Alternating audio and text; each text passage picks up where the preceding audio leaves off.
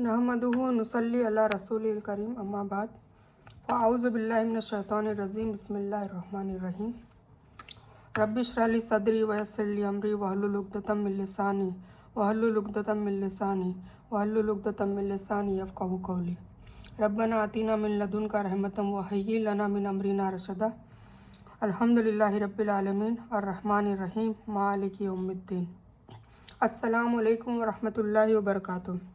आज अल्हम्दुलिल्लाह हमारा 7वां रोज़ा शुरू हो गया है अल्हम्दुलिल्लाह, और 10वां हमारा वर्कशॉप का 10वां दिन है। ठीक है, 10 दिन हमारे वर्कशॉप के मुकम्मल हो चुके हैं अल्हम्दुलिल्लाह।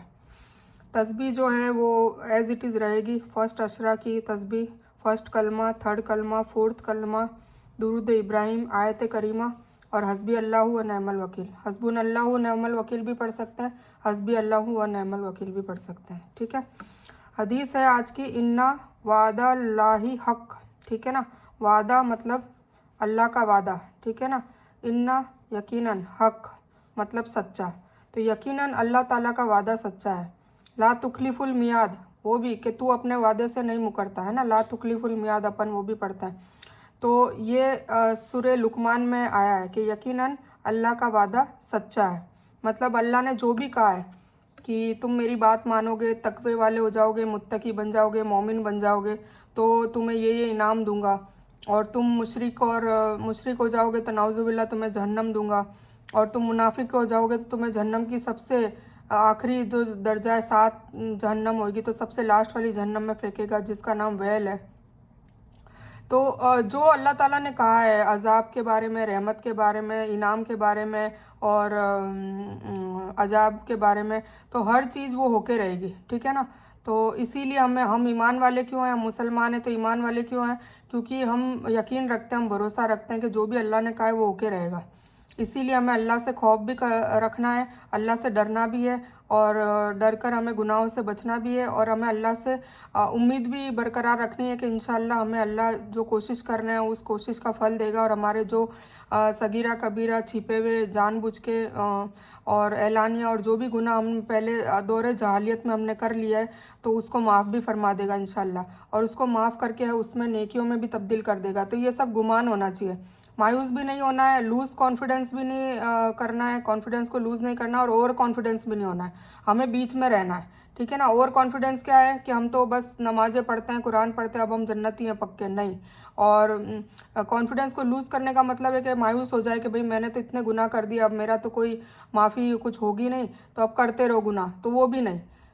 गुनाह से बचते रहना है, तौबा करते रहना है। अल्लाह को तौबा करने वाले बहुत पसंद है, और तौबा करने वालों की वो जो मुत्तकी होते हैं, नेक लोग होते हैं, उनसे भी ज़्यादा वो वेट करता है अल्लाह ताला। ठीक है ना, जब नेक इंसान जब उसको पुकारता है तो अल्लाह कहता है लब्बैक, एक बार कहता है, और जब गुनहगार पुकारता है तो 3 बार लब्बैक लब्बैक लब्बैक कहता है।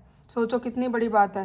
तो हमें हमेशा तौबा करते रहना है, गुनाहों से बचते रहना है, और कभी कभार शैतानी वसवसे में वापस हम आ ही जाते हैं, क्योंकि करीन हमारे 24 घंटे इर्द गिर्द रहता है, तो तुरंत तौबा कर लेनी है। ठीक है ना, उसके वसवसे से आने से बचना है, पर आ भी जाए तो तुरंत तौबा कर लेनी है। ठीक है, तो अल्लाह ताला क्या है, यकीनन अल्लाह ताला का वादा सच्चा है। तो थोड़ी सी इसकी डिटेल अपन समझ लेते हैं कि कैसे है, तो समझ में आ जाएगा।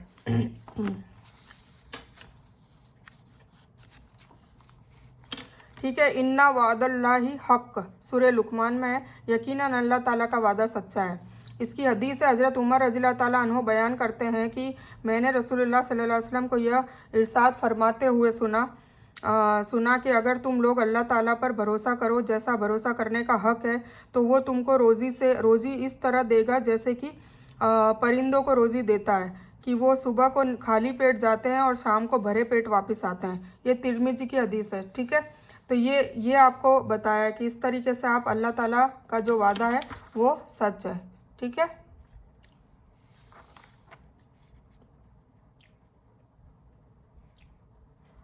मुसलमान अल्लाह ताला के वादों पर यकीन रखते हैं। यकीन की सिफात अल्लाह ताला की बड़ी नेमत है। यकीन के बगैर या तो बंदा आमाल ही नहीं करता, और अगर करता भी है तो आमाल बेजा हो जाते हैं। ठीक है ना, यकीन बहुत ज़रूरी है। यकीन मतलब ईमान। ईमान वाले लोग बोलते हैं ना, या अय्युहल्लज़ीना आमनू, आपको मैंने ईमान बताया था पहली हदीस में, पाकी आधा ईमान है, उसमें ईमान को डिटेल में समझाया था। तो वही यकीन और वही ईमान, ठीक है ना। तो यकीन के बगैर या तो बंदा आमाल ही नहीं करता। एक तो यकीन नहीं होता कि दोजक है, जन्नत है, कब्र का अजाब होगा कि नहीं होगा। कुछ लोगों को मैंने बोलते हुए भी सुना है कि देखी जाएगी, मरेंगे तब देखी जाएगी। नाउजुबिल्ला इतने बड़े बोल बोल लेते हैं। तो देखी जाएगी वाले लोग फिर नहीं करते हैं कि ठीक है होगा तो भी, कब्र में अजाब होगा तो कितना टाइम होगा, या जहन्नम का अजाब होगा, लास्ट में फाइनल तो हम जन्नत में जाने ही वाले हैं ना, कलमा शरीक है तो हमें जाएंगे ही ना, बेशक जाएंगे। पर वहाँ का जो अजाब है एक दिन का यहाँ के 50,000 साल बराबर है। तो वो सोचे थोड़ा। और वहाँ का अजाब, वहाँ की जो आग है, वहाँ का जो खोलता हुआ पानी है, वहाँ के जो अजाब का जो स्टाइल है, पैटर्न है, वो बिल्कुल दुनिया से परे है और बहुत ही हजारों गुना ज़्यादा बढ़कर है। आग भी बहुत ज़्यादा बढ़कर गर्म है यहाँ की आग से। यहाँ की आग का तो हमें फ़ायदा उठाने के लिए दी है, खाना बनाने के लिए और सर्दियों में हाथ पैर सेकने के लिए। यहाँ की आग से तो हम फ़ायदा उठाते हैं, वहाँ की आग से तो हमें हमें खुद को भूना जाएगा। तो ये समझने वाली बात है। तो अल्लाह ताला की बड़ी नेमत है। यकीन के बगैर या तो बंदा अमाल नहीं करता, और अगर करता भी है तो अमाल बेजा हो जाते हैं, क्योंकि यकीन नहीं होता तो अमाल वो मुंह पे मारे जाएंगे, चाहे नमाज हो, रोज़ा हो, सारे मुंह पे मारे जाएंगे। अल्लाह की मदद बंदों के साथ तब होती है जब बंदे अल्लाह ताला के हुक्मों को, अल्लाह के वादों पर यकीन के साथ पूरा करते हैं, क्योंकि अल्लाह ताला का यही इरशाद है, इन्ना वादल्लाहि हक। ठीक है, मेरे ख्याल से आपको ये समझ में आ गया होगा। तो आज का ये था हदीस। फिर आज की दुआ है, किसी बात पर ताज्जुब हो तो क्या कहना है? सुबहान अल्लाह। एक सुबहान अल्लाह तब भी कहना है, और एक जब हम, मैंने पिछले टाइम बताई थी कि जब भी हम ऊपर चढ़ें, लिफ्ट से चढ़ें या पहाड़ पे चढ़ें या कैसे भी चढ़े, सीढ़ियों से चढ़े, वॉटेवर, हम जब ऊपर की तरफ जाएंगे तो अल्लाह अकबर कहेंगे, और जब नीचे की तरफ आएंगे तो सुबहान अल्लाह कहेंगे। तो एक तब भी पढ़ना है। और किसी बात पर ताज्जुब हो, ताज्जुब, अब इसका मतलब क्या और ताज्जुब क्या हो? जैसे कि किसी इंसान का नुक्स है या किसी की कोई गलती है, कोई ऐब है, वो पता चला, तो हमें क्या बोलना चाहिए? सुभान अल्लाह। मतलब ये अल्लाह की ज़ात पाक है, मतलब किसी में भी ऐब निकल सकता है। बड़े से बड़ा उल्मा हो, आलिम हो, कारी हो, बड़े से बड़ा साइंटिस्ट हो या डॉक्टर हो, किसी में कोई ना कोई ऐब होता ही है। तो कोई ना कोई गलती होती है, ठीक है ना। गलती हो भी जाती है, होती नहीं तो हो भी जाती है। तो वो सब हो सकती, चाहे कितना ही बचे। हम लोग इतनी कोशिश कर रहे हैं फिर भी शैतान के वसवसों में आ ही जाता है, आ भी सकते हैं, और इसकी कोई गारंटी नहीं है, कभी भी आ सकता है। बस वो तो हमें बचना है। मैंने जैसे कि कल बताया था कि दोनों की रेस चल रही है, तो ऐसा नहीं है ये रेस मौत तक चलती रहेगी। ये करीन है हमारा शैतान, जो हमजात है उसको करीन है, उसका नाम है, और ये हम है। तो कभी वो आगे निकल जाएगा, कभी हम आगे निकल जाएंगे। हमें बस अपन को आगे निकालने की कोशिश करते रहना है। हो सकता है कभी वो आगे निकल जाए, तो वो हमें आगे निकलने नहीं देना। तो उसके लिए हमको क्या करना पड़ेगा? मोमिना बनना पड़ेगा, आगे मतलब कोशिश करते रहनी पड़ेगी। अल्लाह ने इतनी सारी दुआएं सिखाई है, वो दुआएं करनी पड़ेगी। सबसे बेस्ट दुआ है औज़ु बिल्लाहि मिनश शैतानिर रजीम पढ़े, वो भाग जाएगा। पर वो ऐसा परमानेंट नहीं भागता कि एक बार पढ़ी और गया क़यामत तक, ऐसा नहीं होता। वो बार वापस आ जाएगा, फिर पढ़नी है, फिर वो आएगा, फिर पढ़नी। वो अपना काम कर रहा है शिद्दत से, हमें अपना काम करना है। कुल मिला के ये है, ठीक है ना। तो यही हमारा पूरी ज़िंदगी का फ़लसफ़ा है। तो हम ताज्जुब करके सुबहान अल्लाह क्यों पढ़ते हैं, ये मकसद मैं बता रही थी। ये बुखारी में है कि अल्लाह की ज़ात पाक है, मतलब अल्लाह को, अल्लाह की ना तो कोई कभी गलती होती है, नौज़ुबिल्लाह, अल्लाह ना गलत है। अल्लाह की ज़ात पाक है, मतलब अल्लाह को कोई ना तो उसमें कोई कमी है, कोई नुक्स है। तो हम ये बोलते हैं, मतलब किसी की गलती या कुछ देखते हैं, कुछ ताज्जुब होता है तो हम ये पढ़ते हैं, मतलब हम तुरंत अल्लाह की पाकी बयान कर देते हैं कि अल्लाह की ज़ात पाक है। समझ में आया? तो ये तब पढ़नी है। अब सूरह लहब हम आज कवर करते हैं। ये अबू लहब, आपको पता ही होगा कि अबू लहब और अबू जहल हुजूर पाक सल्लल्लाहु अलैहि वसल्लम के चचा थे। तो ये अबू लहब भी उसका चचा ही, उनका चचा था, और इसने कई जुल्म करे हुजूर पाक सल्लल्लाहु अलैहि वसल्लम पे। तो इसको लानत बरसाने के लिए, इसकी बीवी और इसको खुद को लानत बरसाने के लिए अल्लाह ताला ने ये सूरह नाजिल करी है। तो ये मक्का में ही नाजिल हुई है, और इसकी बीवी भी बहुत, चाची जो थी हुजूर पाक सल्लल्लाहु अलैहि वसल्लम की, वो भी बहुत परेशान करती थी। तो उनके बारे में ये थोड़ा डिटेलिंग है। तो मैं अबू लहब आपको, ये सूरह लहब आपको समझा देती हूँ।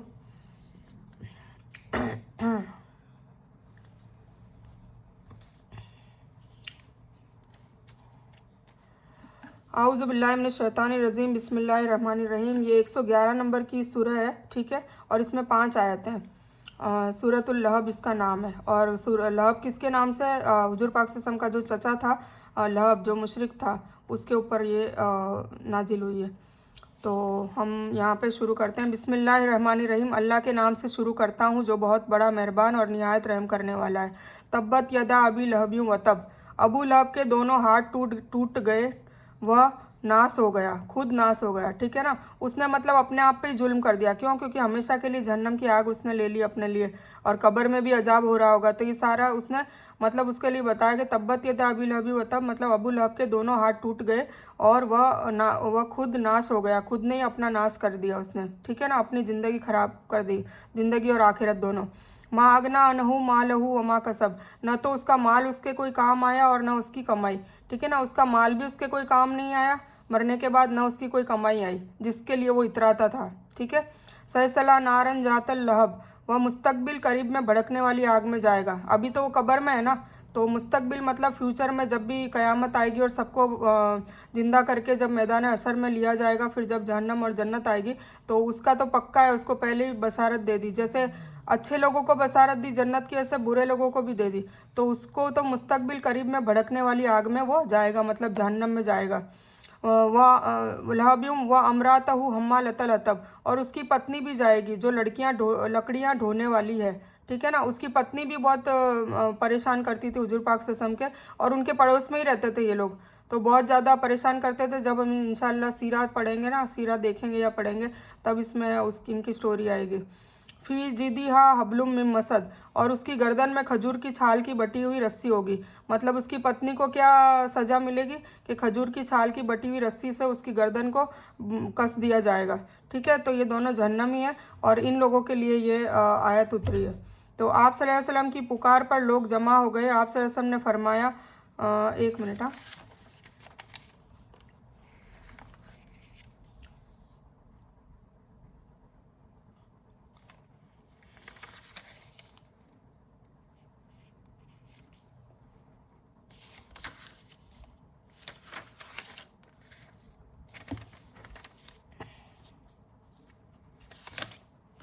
यहीं से स्टार्ट है। सूरतुल लहब मक्का में नाजिल हुई, इसमें 5 आयत है। आप सल्लल्लाहु अलैहि वसल्लम की पुकार पर लोग जमा हो गए। आपने फरमाया, तनिक बताओ, अगर मैं तुमको खबर दूं कि इस पहाड़ के पीछे एक घुड़सवार सेना है जो तुम पर हमला करना चाहती है, तो तुम मेरी बात मानोगे? उन्होंने कहा, क्यों नहीं, हमने आपको कभी झूठा नहीं पाया। आपने फरमाया, फिर मैं तुम्हें एक बड़े अजाब से डराने आया हूँ, अगर तुम कुफ्र और शिर्क पर डटे रहे। यह सुनकर अबू लहब ने कहा, तेरा नाश हो। अबू लहब ने हुजूर पाक सल्लल्लाहु अलैहि वसल्लम को ये कहा। ठीक है ना, उनके भतीजे थे हुजूर पाक सल्लल्लाहु अलैहि वसल्लम, वो चचा था। तो तेरा नाश हो, क्या तूने हमें, नाउज़ुबिल्लाह नाउज़ुबिल्लाह, तूने हमें इसके लिए जमा किया था जिस पर अल्लाह ने यह सूरत उतारी? मतलब हुजूर पाक सल्लल्लाहु अलैहि वसल्लम ने सबको जमा करके दावत दी, खाना खिलाया, यही तरीका होता है तबलीग का। और फिर धीरे धीरे उनको थोड़ा सा बॉन्डिंग हुई, और फिर धीरे धीरे उनको अल्लाह का तारुफ कराना शुरू किया। ठीक है, दीन की बात बतानी शुरू की। तो जब करी तो वो भड़क गया, और भड़क के क्या कहता है कि तूने इसलिए हमको जमा करा था कि तू अपने अल्लाह की कोई बात बताए, गुस्से हो जाता था। ठीक है, तो जिस पर अल्लाह ने यह सूरत उतारी, सही अल बुखारी तफसीर सूरत तब्बत है। अबू लहब का वास्तविक नाम अब्दुल उज्जा था। ठीक है, अबू लहब का क्या नाम था? जो रियल नेम अब्दुल उज्जा। उसकी खूबसूरती, उसकी जीनत और चेहरे की लाली की वजह से उसे अबू लहब कहा जाता था। इसके सिवा अपने अंत के आधार पर भी उसे नर्क का ईंधन बनाना था। ठीक है, यह नबी सल्लल्लाहु अलैहि वसल्लम का सगा चाचा था, किंतु आपका कट्टर दुश्मन, और उसकी पत्नी उम्मे जमील बिनते हर्ब भी दुश्मनी में अपने पति से कम नहीं थी। वो भी बराबर इसके चचा के साथ लगी पड़ी थी परेशान करने में। गर्दन मजबूत बटी हुई रस्सी व मूंज की या खजूर की छाल की या लोहे के तारों की होगी, जो बताया गया कि जो कैसे सज़ा मिलेगी। जैसा कि कई लोगों ने इसका अनुवाद तर्जुमा किया है। कुछ ने कहा है कि यह दुनिया में डाले रखती थी और जिसका बयान किया गया है, लेकिन ज़्यादा सही बात यह लगती है कि नरक में उसके गले में जो तोक होगा वह लोहे के तारों से बटा हुआ होगा। इससे उपमा उसकी कड़ाई और मजबूती को स्पष्ट साफ करने के लिए दी गई होगी। नाउज़ुबिल्लाह, इतना सख्त अजाब इन पर आएगा। तो इन्होंने मतलब अपनी दुनिया और आखिरत को खुद ही अपने हाथों से इन्होंने कुल्हाड़ी मार के नाश कर दिया। ठीक है, इसीलिए कहा है कि हाथ टूटे गए हैं। तो ये आपको मेरे ख्याल से समझ में आ गई होगी। तो ये अबू लहब, ये सूरतुल लहब इस सूरा का नाम है। अब हम दुआ है, तो एक दुआ है बहुत ही बेहतरीन है, जिनको कर जो कर्जे में दबे हुए हैं ना उनके लिए ख़ास दुआ है। जुम्मे के दिन दोपहर में ये कसरत से पढ़ें या 7 बार पढ़ें। और अलम नसर लका सदरक वो भी मैंने बताई थी, शायद मैंने वीडियो में बता रखी है तो मैं फिर भी याद दिला रही हूँ। और जिसके कर्जा नहीं भी होना तो कर्जे में इंशाल्लाह कभी मुब्तला नहीं होगा। 7 बार सुबह और 7 बार असर, मतलब दोनों की नमाज के बाद, 7 बार फजर की नमाज के बाद, 7 बार असर की नमाज के बाद ये पढ़नी चाहिए। तो हस्बी अल्लाहु ला इलाहा इल्लहु अलैहि का तवक्कलतु व हुवा रब्बुल अर्शिल अज़ीम। इसका तर्जुमा है अल्लाह मेरे लिए काफ़ी है। हस्बी अल्लाह मतलब अल्लाह मेरे लिए काफ़ी है। फिर अल्लाह के सिवा कोई माबूद नहीं, कोई इबादत के लायक नहीं, ला इलाहा इल्लहु। ठीक है। अलैहि का तवक्कलतु मैंने सारा यकीन, तवक्कल सारा, तवक्कल सारा, यकीन सारा, भरोसा एक ही चीज़ है, अपने रब पर करके कर लिया और वही अर्श अज़ीम का मालिक है। जब हम किसी भी काम के लिए या कोई परेशानी आ जाए या कुछ भी, तो हम बिना घबराए हम अल्लाह पे तवक्कल करेंगे कि नहीं अल्लाह ठीक कर देगा, तो इंशाल्लाह अल्लाह जल्दी ठीक कर देता है। तो ये कसरत से पढ़नी चाहिए अगर किसी को कोई ज़्यादा परेशानी है कर्जे की तो वो। ठीक है। अब हम आज अजान लेते हैं।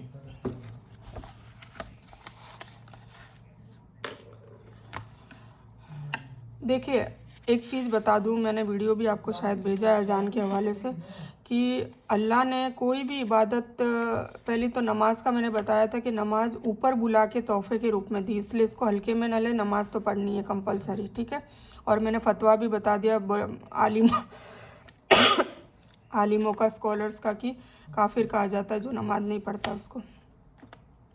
अब अज़ान जो है वो नमाजियों को बुलाने के लिए, नमाज़ पढ़ने के लिए अज़ान याद दिलाई जाती है ना 5 वक्त। तो सोचो ये बहुत ज़्यादा इम्पॉर्टेंट है, कोई बात इम्पॉर्टेंट होती है तो उसके लिए अज़ान दी जाती है। तो अज़ान में क्या है, हम लोगों को बुलाते हैं नमाज़ पढ़ने के लिए, हैया अलस सलाह आओ नमाज की तरफ, हैया अलल फलाह आओ कामयाबी की तरफ। ठीक है। तो ये अज़ान अब हम कैसे, मैं आपको बताती हूँ। तो पहले तो इसके आदाब है कि जब भी अज़ान होना तो अपना काम करो या करते हुए छोड़ दो। आप ज़ुबान से कुछ मत कहो, मतलब बातचीत कर रहे हो या हंसी मजाक कर रहे हो या टीवी देख रहे हो, कुछ भी वॉटेवर कर रहे हो, अज़ान होना तो अज़ान का बेहुरमती नहीं करनी है। अज़ान को बिल्कुल उसको ध्यान से सुनना है, उसका जवाब देना है। फिर अज़ान के बाद 3 दुआएँ होती है जो मैं भी करती हूँ और अल्हम्दुलिल्लाह उससे बहुत फ़ायदे होते हैं दुनिया और आखिरत में। तो वो 3 दुआएं आपको पढ़नी है। उसके बाद अज़ान के बाद और इकामत, जो नमाज से पहले बुलाने के लिए वापस से एक इकामत पढ़ी जाती है मस्जिद के लिए। जो उम्रा और हज करने गए होंगे उनको पता होगा। तो वो इकामत से पहले और अज़ान के बाद बीच में जो जगह होती है ना, जो टाइम पीरियड होता है, उसमें दुआ कबूल होती है, 100% दुआ कबूल होती है, मेरा तजुर्बा है। तो उसमें फिर आप अपनी खुद की दुनियावी या जो भी आपको ज़रूरत है, हाजत है, वो दुआ मांग सकते हैं। तो वो दुआ मांगेंगे तो इंशाल्लाह बहुत जल्दी कबूल होगी। तो 5 वक्त हमारे को अल्लाह मौका देता है तो हमें ये करना चाहिए। ठीक है। तो उसके लिए उसके आदाब ज़रूरी है सीखने, और वो दुआ पढ़नी ज़रूरी है 3, और उसके बाद फिर ये दुआ कबूल होगी। ठीक है। तो 3 दुआ कंपलसरी पढ़नी है। तो मैं सब आपको बताती हूँ अभी। तो सबसे पहले अज़ान होती है तो क्या वो कहा जाता है, अल्लाहु अकबर, अल्लाहु अकबर, अल्लाह सबसे बड़ा है, अल्लाह सबसे बड़ा है। ठीक है। तो हमें जब अल्लाहु अकबर कह के जब वो रुकते हैं ना, तो वो हमारे जवाब के लिए रुकते हैं। वो पीरियड इसलिए दिया होता है, तो हमें उसका जवाब देना है। जो भी वो बोले वो हमें 2 बार उससे बोलना है। ठीक है। तो ये मैंने बता दिया आपको। अब सगीरा का मतलब छोटा और कबीरा का मतलब बड़ा, ये मैंने आपको पहले भी बता दिया था। उसी से असगर और अकबर ये वर्ड, ये जब हम अगर किसी को सीखना हो ग्रामर तो इंशाल्लाह उसमें सीखेंगे। ठीक है। अल्लाह का मुकाबला किसी से नहीं किया जा सकता, क्योंकि हर चीज़ उसी की बनाई हुई है। अल्लाह ताला क़ुव्वत, इज़्ज़त, शान व शौकत और हर अच्छी सिफत में सबसे बड़ा है। ठीक है। आप अल्लाह के बारे में जितना ज़्यादा इल्म हासिल करेंगे उतना ही दिल से और तारीफ़ से कह सकेंगे कि ए अल्लाह आप कितने बड़े हैं, कितने अजीमुश्शान हैं। आपका यकीन बढ़ता जाएगा कि अल्लाह उससे बहुत बड़ा है जितना आप समझ रहे हैं। बहुत बड़ा है, बहुत बहुत बहुत बड़ा है। मैंने जो पहली आपको वो जो प्लेनेट वगैरह की जो ऑडियो वीडियो भेजी थी, उससे आपको पता चल गया होगा कि अल्लाह कितना बड़ा है। हम तो उसके सामने नुक्ता नज़र तक नहीं है। ठीक है। फजर की अजान सुनकर अगर मैं सोता रहूं तो मैंने किसको बड़ा माना। मैं अगर सोता रहा, सोचो फजर की अजान हुई है, मुझे अल्लाह ने बुलाया है, नमाज के लिए मुझे आगाह किया है, और फिर भी मैं सोता रहा, तो फिर मैंने अल्लाह को बड़ा माना या नहीं माना, नाउज़ुबिल्लाह। तो ये अपन को अपने में देखना है। और किसकी बात सुनी, अल्लाह की या अपने नफ्स की, है ना। अब नफ्स अम्मारा की सुनी, किसकी सुनी आप, ये खुद अपने खुद गिरेबान में झांक के देखें कि हम किस कैटेगरी में आते हैं। दुआ, ए अल्लाह मुझको तुझे अपनी ज़िंदगी में बड़े मानने की तौफीक दे, आमीन। यानी नफ्स, ख़ानदान या लोगों के बजाय तेरी बातों को मानने और अमल करने की तौफीक दे, आमीन। ऐसा नहीं है कि ख़ानदान वाले या अपने शौहर या अपने किसी से भी माँ बाप या कोई भी ऐसे जो अल्लाह के ख़िलाफ़ अगर कोई काम करने को कहे तो उसमें फिर हमें सिर्फ अल्लाह की माननी है, ठीक है ना, क्योंकि अल्लाह ही हमें वहाँ पे बचाएगा। और जब मरेंगे मैदान हशर में तो सब नफसी नफसी करेंगे, तब सब अपनी नफ्स को बचाने में लगे होंगे, तो तब क्या काम आएगा, यही काम आएगा, अच्छे अमाल, अल्लाह को याद करना, अल्लाह को प्यार करना, अल्लाह से डरना, अल्लाह से तवक्कल रखना, मुत्तकी बनना, ये अल्लाह का तकवा रखना, ये सारी चीज़ें तब काम आएगी, ठीक है। इसीलिए हमें अल्लाह से ही मतलब अल्लाह, अल्लाह के रसूल सल्लल्लाहु अलैहि वसल्लम, उसके बाद फिर हमारे माँ बाप, और फिर उसके बाद हम स्टार्ट करेंगे अपने उसके हिसाब से, ठीक है, शौहर और बच्चे और सब। दुआ के साथ ही गुजरे हुए कल का एहतिसाब और आने वाले कल का प्लान होना चाहिए। फिर वो क्या पढ़ते हैं, अल्लाहु अकबर, अल्लाह अकबर, फिर अशहदु ला इलाहा इल्लल्लाह, अशहदु ला इलाहा इल्लल्लाह। तो क्या है अशहद, मतलब मैं गवाही देता हूँ, मैं गवाही देता हूँ कि नहीं है कोई माबूद सिवाय अल्लाह के। तो मैं गवाही देता हूँ कि कोई माबूद नहीं है सिवाय अल्लाह के। इलाह के तीन अहम मानी है, जिसकी पूजा व प्रस्तुत की जाए, मतलब इबादत की जाए, ज़रूरतों को पूरा करने वाला, मतलब हमारा रब, जिसका हुक्म माना जाए और इताअत की जाए, ठीक है ना। इन तीनों मानी में अल्लाह के सिवा कोई इलाह नहीं है। ये तीनों कामों में सिर्फ अल्लाह का ही करना और किसी का नहीं करना है। इबादत भी अल्लाह की करनी है, ज़रूरतों, कोई भी ज़रूरत हो जाए कोई भी, तो हमें सिर्फ अल्लाह से मांगनी है। इय्या का नाबुदु व इय्या का नस्तीन में हमने कहा ना, वादा करा अल्लाह से। अब सोचिए हम नमाज में डेली 17 बार 34 बार हम वादा कर रहे हैं अल्लाह से कि तेरी इबादत करेंगे और तुझी से मदद मांगे, फिर हम किसी और से मदद मांगने लग जाते हैं, तो ये सोचने वाली बात है। तो ज़रूरतों को पूरा करने वाला भी सिर्फ अल्लाह, और जिसका हुक्म माना जाए और इताअत की जाए वो भी अल्लाह है। मतलब हुक्म सिर्फ अल्लाह का माना जाएगा। अल्लाह का मतलब वतीउल्लाह वतीउर रसूल बार बार कुरान में आता है। तो जब रसूल की इताअत, तो हुजूर पाक सल्लल्लाहु अलैहि वसल्लम ने जो बताया वो अल्लाह ने जो कहने को कहा है वही बताया, तो उनकी इताअत करना मतलब अल्लाह की इनडायरेक्टली इताअत ही हो गई, ठीक है। तो क्योंकि वो हमारे टीचर है, वो हमें बताने आए, हमारा आइडियल है, ठीक है। तो मैं शहादत देता हूँ, यानी मेरी बातें और मेरा अमल घर में या बाहर, ऑफिस में या बाज़ार में, यह बता रहा है कि मैं अल्लाह को ही मानता हूँ। फिर ऐसा नहीं कि सिर्फ नमाज में ही बोलना है, फिर वो पूरे हमारे मामलात में 24 घंटे में वो उसका वादा होना चाहिए, ठीक है ना, कि मैं गवाही देता हूँ कि कोई इबादत के लायक नहीं सिवाय अल्लाह के। अल्लाह से सबसे ज़्यादा मोहब्बत करता हूँ, उसी को खालिक मालिक रब मानता हूँ, सारी कायनात का हाकिम मानता हूँ, उसी की इबादत और इताअत करता हूँ, उसी से मदद मांगता हूँ, उसी पर भरोसा करता हूँ, ज़िंदगी के हर पहलू में उसके कानून पर चलता हूँ, न कि अपनी मर्ज़ी पर और न अपनी ख्वाहिशात पर। कुरान में अल्लाह ने फरमाया कि हमको लोगों पर इस्लाम की शहादत देना है, यानी यह बताना है कि इस्लाम क्या है, मोहम्मद सल्लल्लाहु अलैहि वसल्लम कौन है। यह बहुत अहम काम है, इसलिए हर अजान, हर इकामत अभी बताया था ना, अजान और नमाज़ पढ़ने के पहले बीच में जो बोलते हैं इमाम साहब वो इकामत, और हर तशहुद यानी अत्तहियातु लिल्लाह पढ़ते हैं, उसमें हमको यह काम याद दिलाया जाता है कि अफसोस कि इतनी बार याद दिलाने के बावजूद हम मुसलमान इस काम से दूर रहते हैं। और आइए दुआ करें कि अल्लाह हमें इस पर अमल करने की तौफीक दे, आमीन। फिर आता है उसके बाद अशहदु अन्ना मोहम्मद रसूलुल्लाह, तो वो भी हमें 2 बार बोलना है। जैसे वो बोलेंगे फिर रुकेंगे, तो उसमें हमें क्या बोलना है, अशहदु अन्ना मोहम्मद रसूलुल्लाह, अशहदु अन्ना मोहम्मद रसूलुल्लाह, मतलब मैं गवाही देता हूँ कि मोहम्मद सल्लल्लाहु अलैहि वसल्लम अल्लाह के रसूल है, ठीक है। तो ये पहले कलमा आ गया पूरा। फिर मैं गवाही देता हूँ कि यानी मेरी बातें और मेरा अमल घर में हो या ऑफिस में हो या बाज़ार में हो, यह बता रहा है कि मैं अल्लाह और उसके रसूल सल्लल्लाहु अलैहि वसल्लम से सबसे ज़्यादा मोहब्बत करता हूँ। आ गया ना, आप सल्लल्लाहु अलैहि वसल्लम की लाई हुई तालीमात को बिला चूँ चरा मानता हूँ। मतलब यूँ नहीं कि आधी मान ली आधे नहीं मान ली, जो अपनी सहूलियत में आ गई वो मान ली, जो सहूलियत में नहीं मानी, ऐसा नहीं होता। कुरान और आप सल्लल्लाहु अलैहि वसल्लम की सुन्नत को हक़ व बातिल की कसौटी मानता हूँ। आप सल्लल्लाहु अलैहि वसल्लम की इताअत के लिए मुझे दूसरी किसी दलील की ज़रूरत नहीं। जो आप सल्लल्लाहु अलैहि वसल्लम ने पसंद किया वही मेरी पसंद है, ठीक है ना। उन्होंने जो कह दिया वो हमारी पसंद हो जानी चाहिए, उन्होंने मना किया वो हमारी नापसंद हो जानी चाहिए, ठीक है। हैया अलस सलाह हैया अलल फलाह, फिर क्या होता है, आओ नमाज की तरफ, आओ कामयाबी की तरफ।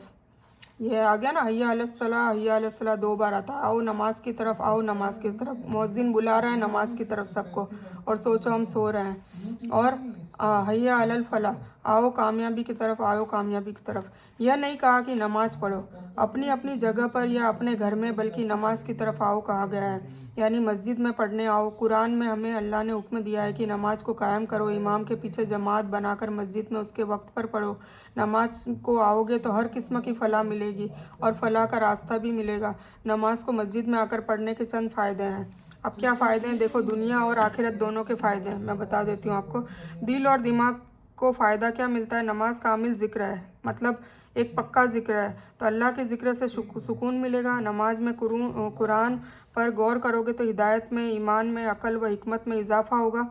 आखिरत पर गौर करने से दिल व दिमाग को दुनियावी फ़िक्रों से आज़ादी मिलेगी। ठीक है, तो एक तो ये फ़ायदा हो गया नमाज को, दिल और दिमाग से ये फ़ायदा। जो कहते हैं ना एंजाइटी में ये है वो है, तो उसका एक ही इलाज है नमाज। जिस्मानी फ़ायदा क्या होगा? वज़ू के ज़रिए सफाई होगी। जिस्म के लिए वर्जिश जैसे नमाज के लिए आना जाना, ऊपर नीचे उठना बैठना, उठना झुकना, सजदा करना वगैरह, तो ये भी एक वर्जिश है। तो जिस बॉडी की भी एक्सरसाइज हो जाएगी। सबसे बेस्ट एक्सरसाइज ही नमाज है। फिर वक्त की पाबंदी की आदत बनेगी, मसलन हम डिसिप्लिन में आएंगे, सही वक्त पर सोना और उठना, नमाज़ों के हिसाब से अपने कामों का प्लान बनाना, तो हम डिसिप्लिन में भी आ जाएंगे। जैसे मैंने अपना शेड्यूल बताया था, तो वो नमाज के हिसाब से पूरा शेड्यूल अपने आप बन जाता है।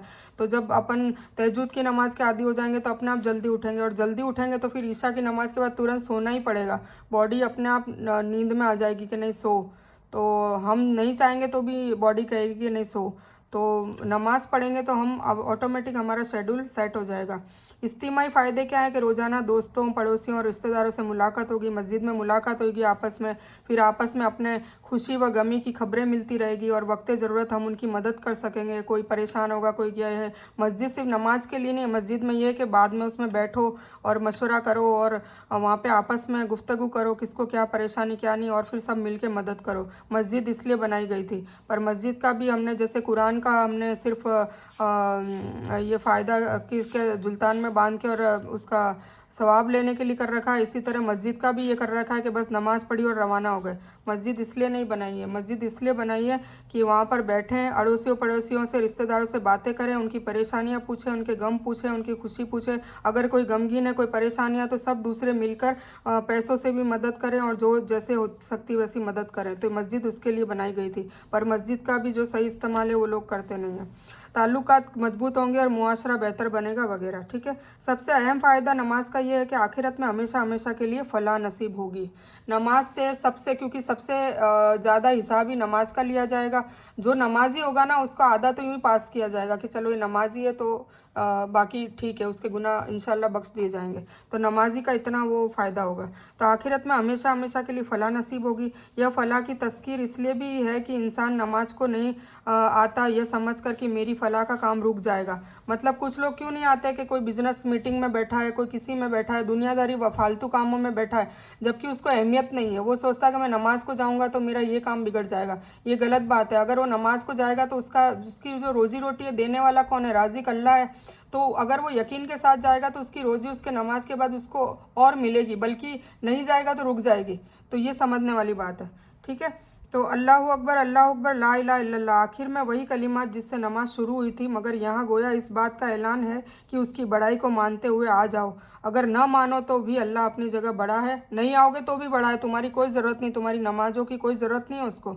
तुम नमाज़ पढ़ोगे तो तुम्हारी आखिरत सुधरेगी, उसको कोई ज़रूरत नहीं है। ठीक है ना, तो ये गुमान में ना रहें कि अल्लाह तुम्हें तौफीक नहीं देता तो तुम नमाज़ नहीं पढ़ते। उसके लिए गुनाह से तौबा मांगे कि या अल्लाह ऐसा मैंने क्या गुनाह कर दिया कि तू मुझे नमाज में आगे खड़ा होने के लिए तौफीक नहीं दे रहा है। पर लोग घमंड करते हैं हमारे पास टाइम नहीं है। कितनी बड़ी बात कह देते, टाइम नहीं है इसलिए नहीं पढ़ रहा। तो फिर टाइम तुम किस में जाया कर रहे हो जिसका तुम्हें फल फिर आखिरत में जहन्नम मिलेगी। तो अगर ना मानो तो भी अल्लाह अपनी जगह बड़ा है। तुम्हारे आने या ना आने से उसकी बड़ाई पर कोई असर नहीं पड़ता। न आकर तुम अपना ही नुकसान करोगे, जबकि उसकी पुकार पर लब्बैक कहने से तुम्हारी दुनिया और आखिरत दोनों में फलाह तुम पा जाओगे, दोनों में कामयाबी पा जाओगे। ठीक है, तो ये हो गई तुम अज़ान का हो। ठीक है, और एक हम फ़जर की जब अज़ान होती ना तब एक एक्स्ट्रा आयत पढ़ी जाती है, अस्सलातु खैरुम मिनन नौम, नमाज नींद से बेहतर है। तो उसमें जो जवाब होता है ना, सदक तो वो बर्र तो वो बोला जाता है। ठीक है, आपने सच कहा और आपने हक कहा और सच कहा, सदक तो वो बर्र तो सच कहा और हक कहा। तो अस्सलातु खैरुम मिनन नौम ये फ़जर की अजान में ये बोला जाता है, नींद से बेहतर नमाज है। क्यों फ़जर में बोला जाता है? क्योंकि हम रात को सोते हैं तो सबसे पहली अजान फ़जर की होती है। तो उसमें जगह ये और बोल के जगाया जाता है कि आप उठ जाओ, सारे बंदे उठ जाओ, नींद से बेहतर नमाज है। अपनी नींद पर गालबा लाके और उठो, वज़ू बनाओ और नमाज़ पढ़ो। कितनी बार देखो ताकीद की जाती है और हम नींद में सो रहे होते हैं गफलत में। नींद मौत के बराबर है और नमाज असली ज़िंदगी है। नमाज अल्लाह की पुकार है और नींद हमारे नफ्स की पुकार है। नींद जिस्म के लिए राहत है और नमाज रूह के लिए राहत है। मगर याद रहे कि सुबह फजर के वक्त का सोना जिस्म के लिए भी राहत नहीं बल्कि नुकसानदेह है, क्योंकि हुजूर पाक सल्लल्लाहु अलैहि वसल्लम ने बताया है ना कि फजर के वक्त बरकत का वक्त होता है, तो ये रिस्क कमाने के लिए या दुआएं मांगने के लिए, नमाज पढ़ने के लिए हर चीज़ के लिए फजर का वक्त बहुत बेहतरीन वक्त बताया है। अक्सर दिल व दिमाग पर बीमारी का हमला सुबह के वक्त में ही होता है और फिर जब नमाज नहीं पढ़ते तो शैतान अपने कान में पेशाब भी कर देता है, टॉयलेट कर देता है, सोचो यूरिनेशन कर देता है, हमको सुबह सुबह नापाक कर देता है। तो सोचो कितनी बड़ी बात है। तो हमला सुबह के वक्त में ही होता है। सुबह के वक्त जो फ़िज़ा में ताजगी होती है वह जिस्म के लिए बेहतरीन दवा है, बहुत अच्छा ऑक्सीजन होता है, क्योंकि बाद में फिर पॉल्यूशन धीरे धीरे ट्रैफिक होता है, ये होता है तो पॉल्यूशन बढ़ जाता है। इसलिए सुबह सुबह की हवा ताज़ी होती है, अल्लाह की तरफ से होती है, तो वो लेनी चाहिए और उससे हमारा जिस्म भी बेटर होता है, हमें अच्छा ऑक्सीजन मिलता है, प्योर ऑक्सीजन मिलता है। इकामत के जो अल्फाज है, जब नमाज के लिए इकामत कही जाए तो अजान के कलिमात दोहराए जाए, लेकिन हय्या अलल फलाह के बाद कद कामत इस सलाह ये पढ़ते हैं। इसका मतलब क्या, यकीनन नमाज खड़ी हो गई, मतलब फिर एक बार और बुलाता है। देखिए कितनी मतलब मुशक्क़त की जाती है, फिर भी नमाज पढ़ने लोग नहीं जाते। इमाम साहब ये इकामत पढ़ते हैं कि कद कामत सलाह, मतलब यकीनन नमाज खड़ी हो गई। अब लास्ट मतलब वार्निंग है, जैसे सहरी में नहीं बोला जाता है कि अब आपकी सहरी का वक्त ख़त्म होने वाला है तो आप फटाफट जो भी है खाना पीना ख़त्म कर लो, ऐसे इसमें भी एक बार और ऐलान किया जाता है कि या अलल फलाह, आओ कामयाबी की तरफ, यकीनन नमाज खड़ी हो गई है, ये बोला जाता है। तो दोबारा कहा जाए और इस अजान इस बात का ऐलान है कि लोग नमाज के लिए मस्जिद में आए। इकामत उन लोगों के लिए नमाज के शुरू होने का ऐलान है जो मस्जिद में आ चुके हैं और नमाज का इंतज़ार कर रहे हैं। ठीक है, कद कामत सलाह, अलबत्ता खड़ी हो गई नमाज, अलबत्ता नमाज खड़ी हो गई। ठीक है, अब वज़ू के अज़कार है, ये हम इंशाल्लाह कल करेंगे। और नमाज के बाद की जो दुआएं जो मैं भी पढ़ती हूँ और अल्हम्दुलिल्लाह पढ़नी चाहिए, बहुत अच्छा उसका फ़ायदा है, तो वो इंशाल्लाह हम नमाज के बाद की जो दुआ 3 है तो वो हम अभी टाइम मिला तो कवर कर लेंगे, अदरवाइज़ इंशाल्लाह कल करेंगे। ये हो गया। अब आज का टास्क है कि आज के 10 दिन का जो सारा सिलेबस आपको मिला है ना, पहले वीडियो से लेके फर्स्ट डे से लेके 10वें तक, ठीक है, वो सारा आपको रिवीजन करना है, क्योंकि आपने लिखा ही होगा, है ना, मुझे उम्मीद है आप सब ने लिखा होगा। तो वो सिलेबस को रिवाइज करना है, याद करें, अमल करने की कोशिश करें, उसको भूल ना जाए कि एक दिन गया चलो वो भूल गया आगे से आगे, नहीं, उसको रिवाइज करना ज़रूरी है। तो हम 10-10 दिन का रिवाइज करेंगे इंशाल्लाह। ठीक है, तो आज आपको यही करना है कि 10 दिन के सारे पेपर्स आपकी फाइल आपके हाथ सामने रखें, पहले दिन क्या पढ़ाया था वो देखें, दूसरे दिन, तीसरे दिन, चौथे दिन, ठीक है, तो फिर उसको सारा आप पढ़ें, नज़रों के सामने करें और एक एक बार आप पढ़ लें। ठीक है, और रमज़ान की 11 से 20 लिस्ट डिस्कस करेंगे, तो वो हम कर लेते हैं। तो 11 नंबर है एक्स्ट्रा नफिल, सलातुल तस्बीह, मगफिरत के लिए सलातुल तौबा, कोई हाजत के लिए सलातुल हाजत एक्स्ट्रा पढ़े। ना रमज़ान है ना, एक्स्ट्रा इबादतों के लिए आया है, तो जब वक्त मिले आपको तो आप माफ़ी के लिए सलातुल तौबा पढ़े, एक्स्ट्रा 2 रकात नफिल, और फिर दुआएं करें तौबा की। और स्पेशल सलातुल हाजत, कोई हाजत है आपकी, कोई ज़रूरत है दुनिया या आखिरत की, तो वो हाजत के लिए आप सलातुल हाजत पढ़ के दुआ करें तो इंशाल्लाह ज़रूर कबूल होती है।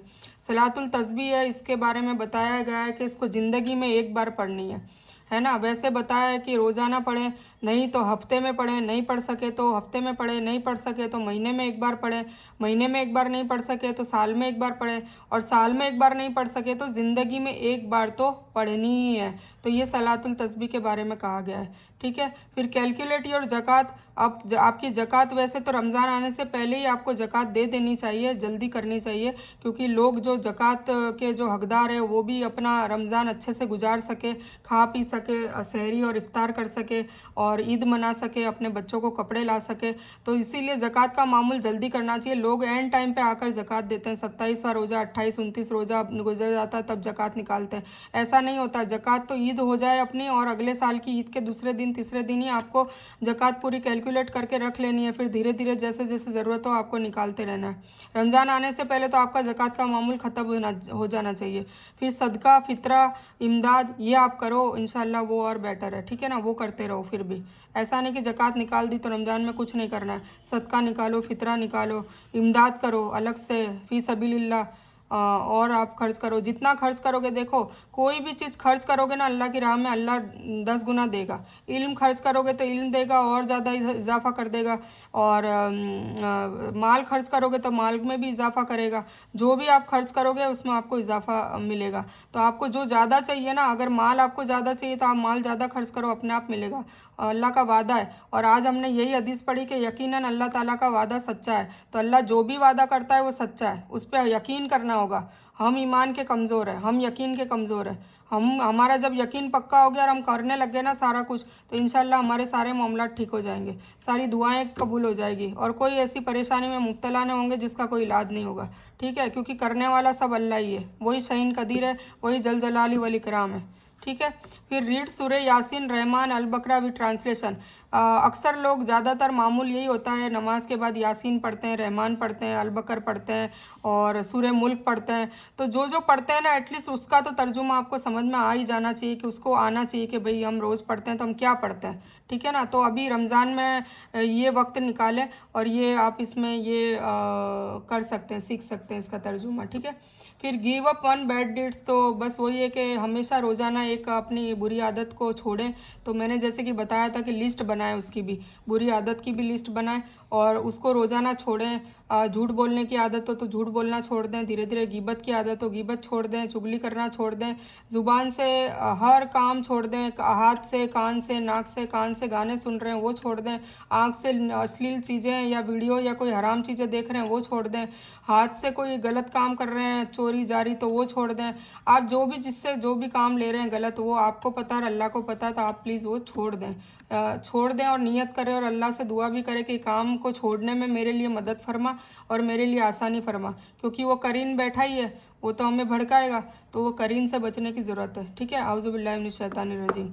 तो विजिट अ सिक पर्सन, फिर हमेशा जब भी आपको वक्त मिले, महीने में एक बार, वीक में एक बार, आप हमेशा तबीयत पूछने जाएं किसी न किसी मरीज़ की, जो बिरादरी में है, नॉन बिरादरी में है, पड़ोस में है, नॉन मुस्लिम है, मुस्लिम है, ऐसा कुछ नहीं, कोई भी हो, तबीयत पूछने जाएं। उनके लिए फ्रूट्स लेकर जाएं, एक मैनर्स होता है, उनकी तबीयत पूछें, उनको हौसला अफजाई करें और उनको बताएं कि भाई अल्लाह सबसे बड़ा है और अल्लाह से मांगे, और अल्लाह का कुर्ब हासिल करने के, कोई बीमार होते हैं तो और ज़्यादा अल्लाह से दूर चले जाते हैं, नमाजें वगैरह सबसे गाफिल हो जाते हैं, तो उनको कहें कि भाई अल्लाह का जिक्र करें।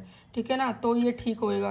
तो ऐसे सब उनको सारा अल्लाह का तारुफ कराएं, अल्लाह से मोहब्बत करवाने की कोशिश करें, हुजूर पाक सल्लल्लाहु अलैहि वसल्लम के नक्शे कदम पर चलवाने की बातें बताएं, सुन्नतों पे अमल करने की बातें बताएं। फिर read about the life of रसूल, फिर रसूल सल्लल्लाहु अलैहि वसल्लम की बातें पढ़ें, उनकी पैदाइश, उनकी जीवनी, उनकी आत्मकथा पढ़ें, उनकी स्टोरी, उनकी लाइफस्टाइल, सुबह से लेकर रात तक क्या करते थे वो सारा करें, फिर उस पर अमल करने की भी कोशिश करें और अपने बच्चों को और शौहर को भी समझाएं। Realise the struggle of needy while fasting, भूख का एहसास करें और मिस्किन पर रहम करें। देखिए ये जो रोज़ा है ना, मैंने आपको पहले भी बताया था कि 3 वजह से रोज़ा अल्लाह ताला ने डाला था। एक तो ये कि हम 11 महीने में जो भी जानबूझ के अनजाने में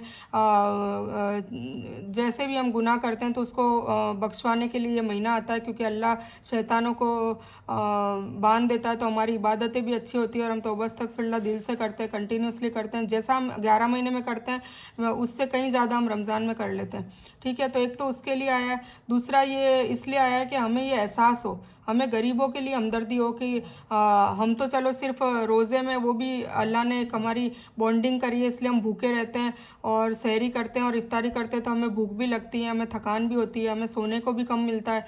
तो ये तो दिनचर्या डेली की, हमेशा के लिए मज़दूरों की और गरीबों की और मिस्किनों की होती है, तो हमें इसलिए उन पर हमदर्दी करनी है। तो हमदर्दी की वजह से भी रमज़ान आया है, समझ गए ना आप। और तीसरा ये कि शब कद्र की रात आती है, तो उस शब कद्र में हमारा अमाल नामा चेंज होता है हर साल का, तो वो अमाल नामे में अगर कोई ऐसी मुसीबत या कोई हमारी मौत या कोई भी वॉटेवर कोई ऐसी चीज़ जिससे हमारे दुनिया और आखिरत में कोई नुकसान हो रहा हो, तो उसको टालने के लिए हम शब कद्र में रो रो के दुआ मांगेंगे, अपनी मगफिरत कराएंगे, तो शब कद्र में वो अमाल नामा नया बनता है। तो हो सकता है अल्लाह ताला इंशाल्लाह हम सबको उम्मीद है कि हमसे राज़ी हो जाए और फिर हमारे अमाल नामे में अच्छी अच्छी चीज़ें लिखे, हैं। जो ख़राब चीज़ें लिख रही है कि भाई इसके एक्सीडेंट लिखा हुआ है, या इसके घर में आग लगने लिखी हुई है, या इसकी बच्ची की शादी होगी तो तलाक लिखी हुई है, या इसकी जो वॉटेवर कुछ ऐसा गलत काम ऐसा कुछ लिखा है, तो वो इंशाल्लाह अल्लाह के हाथ में सब कुछ है, वो तो शहीन कदीर है, तो वो मिटा देगा हाथों हाथ के। नहीं, ये इतना बंदा रो रहा है, इतनी इस्तगफार कर रहा है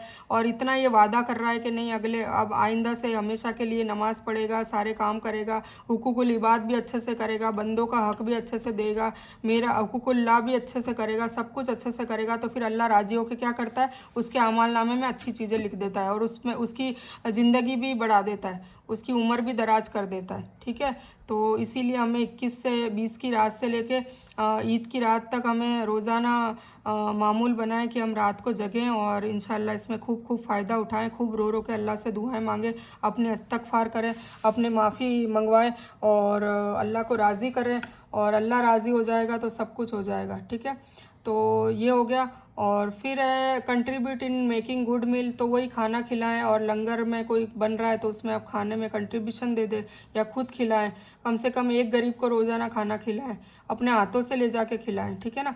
tell the people about the beauty of Islam, फिर लोगों को इस्लाम के बारे में कहें कि भाई हमारा मज़हब शांति वाला है और ये इतना अच्छा मज़हब है। तो वो सारी चीज़ें आपको उसका प्रेजेंटेशन कैसे देनी, क्या करना है, तो उसकी भी टीचिंग्स होती है, तो वो सब सीखने की ज़रूरत है, वो हिकमत के हिसाब से होती है, किसको कैसे कब कैसे दावत देनी है। ठीक है, नॉन मुस्लिम्स को भी हम दावत दे सकते हैं और वो अच्छे से सुनते हैं, पर उसका एक तरीका होता है, तो वो भी इंशाल्लाह आपको आगे जाके सिखाएंगे।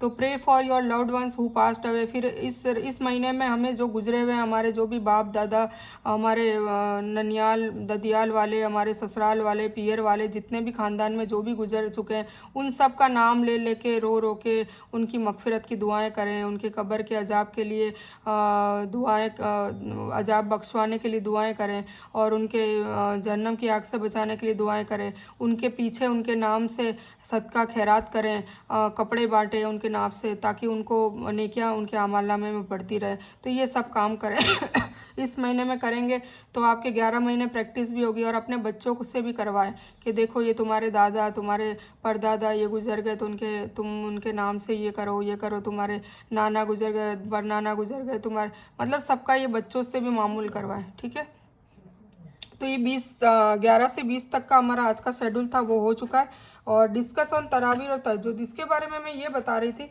कि आपने डॉक्टर इसरार साहब की वो वीडियो देखी होगी, तो मैं आपको लेमन लैंग्वेज में समझा दूं, क्योंकि वो बहुत प्योर उर्दू में बोलते हैं, तो शायद आपको समझ में नहीं आया होगा। तो मेरा बताने का मकसद ये है कि रमज़ान जो है ना, वो रमज़ान में ज़्यादातर क्या करना चाहिए, जैसे कि हज का महीना होता है ना, हज में क्या होता है, ज़्यादातर तवाफ़ अल्लाह को पसंद है, तो जो पसंद है वही करना चाहिए ना। अल्लाह ताला को तवाफ़ पसंद है हज में, तो तवाफ़ ज़्यादा से ज़्यादा करना है। ठीक है, तो इसी तरह रमज़ान में अल्लाह को क्या पसंद है, तो रमज़ान में अल्लाह को देखो जो हुजूर पाक सल्लल्लाहु अलैहि वसल्लम ने करा ना, हमें उनको फॉलो करना है। तो हुजूर पाक सल्लल्लाहु अलैहि वसल्लम ने तरावी नहीं पढ़ी, मैं मना किसी को नहीं कर रही, जिसका जी चाहे पढ़ सकता है कर सकता है, पर मैं एक मिसकंसेप्शन दूर कर रही हूँ। हुजूर पाक सल्लल्लाहु अलैहि वसल्लम ने कभी तरावी नहीं पढ़ी। ठीक है, उसके बाद अबू बकर सिद्दीक जो उनके बाद खलीफा थे, उन्होंने भी कभी तरावी नहीं पढ़ी। ठीक है, दूसरी बात ये, फिर ये कब चालू हुआ, जब हज़रत उमर फ़ारूक का ज़माना आया, जब वो खलीफा थे। ठीक है, उमर रज़ियल्लाहु तआला अन्हु, तब ये तरावी का सिस्टम स्टार्ट हुआ। क्यों हुआ, कैसे हुआ, मैं अभी बताती हूँ। तो एक तो ये, और हुजूर पाक सल्लल्लाहु अलैहि वसल्लम क्या करते थे, वो सहरी से लेकर मतलब रोज़ा पूरा मुकम्मल हो गया, रोज़ा वगैरह रखते थे, सब कुछ करते थे, फिर ठीक है तहज्जुद पढ़ते थे। और तहज्जुद तो वो मतलब उनका तो डेली मामूल था, उन पे तो तहज्जुद फ़र्ज़ थी ना, उनको तो पढ़नी पड़ती थी। पर सहाबाओं को जब रमज़ान आया तो उन्होंने तहज्जुद पढ़ाई, 1-2 दिन पढ़ाई, फिर तीसरे चौथे दिन वो नहीं आए, तो सहाबाओं ने कहा कि क्या हुआ हुजूर पाक से सल्लल्लाहु अलैहि वसल्लम आप नहीं आए, तो हुजूर पाक सल्लल्लाहु अलैहि वसल्लम ने फरमाया कि अगर मैं डेली आ जाऊँगा तो ये तुम्हारे पे फ़र्ज़ हो जाएगी, इसलिए हमें कभी कभी मामूल करना चाहिए। वैसे रोज़ाना भी कर सकते हैं और रमज़ान में तो कर ही सकते हैं, क्योंकि हम सहरी में उठते हैं। तो मेरा कहने का मतलब है कि उन्होंने, और तहज्जुद वो पढ़ते थे 8+3 मतलब 11 रकात पढ़ते थे, 8 रकात 2-2 करके और 3 रकात वितर, तो 11 रकात पढ़ा करते थे। ठीक है, तो हमें तरावी से बेटर हमें तहज्जुद पढ़नी है, मतलब तहज्जुद नहीं छोड़नी है।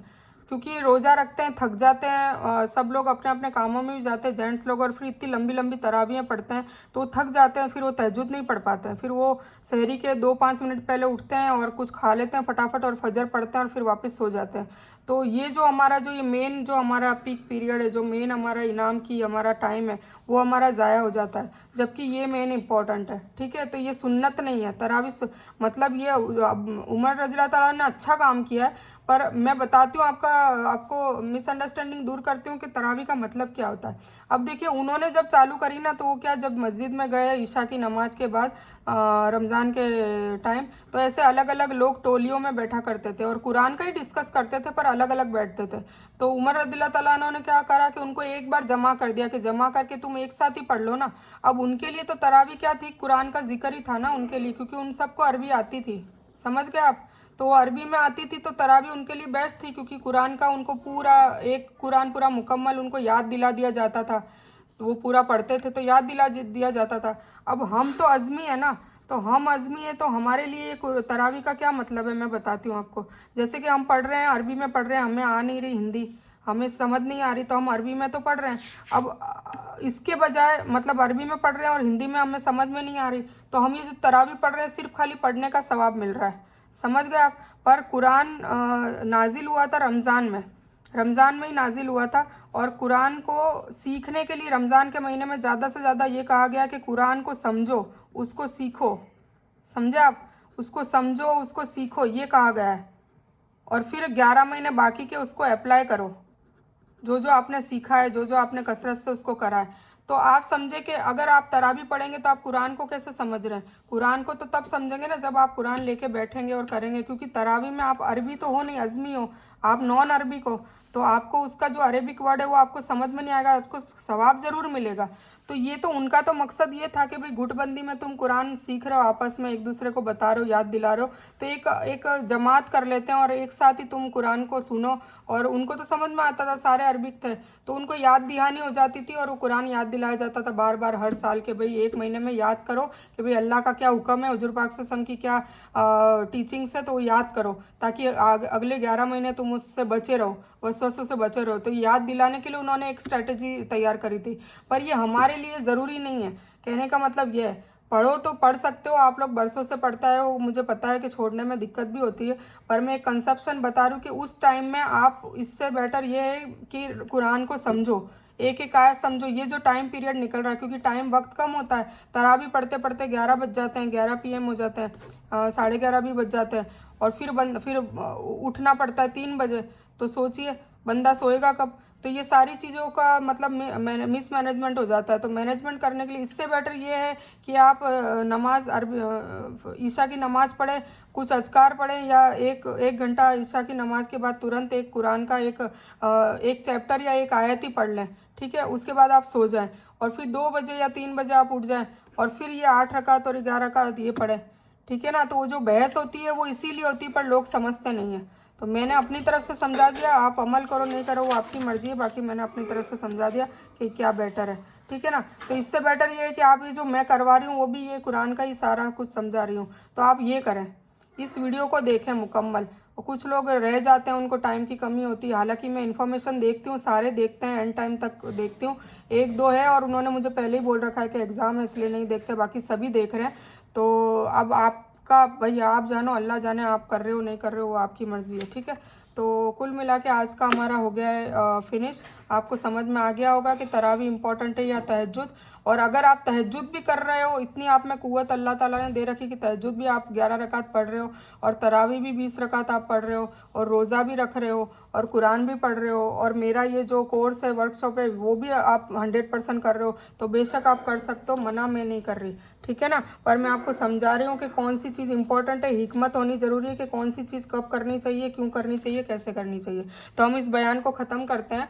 इस बयान में कुछ भी दीन की अच्छी बात अल्लाह की तरफ से है, और बुरी या गलत बात जो गलती से या अनजाने में हो गई हो, वो मुझे पता भी ना चला हो, वो मेरी तरफ से है, और उसके लिए मैं अल्लाह से और आप लोगों से माफ़ी की तलबगार हूँ।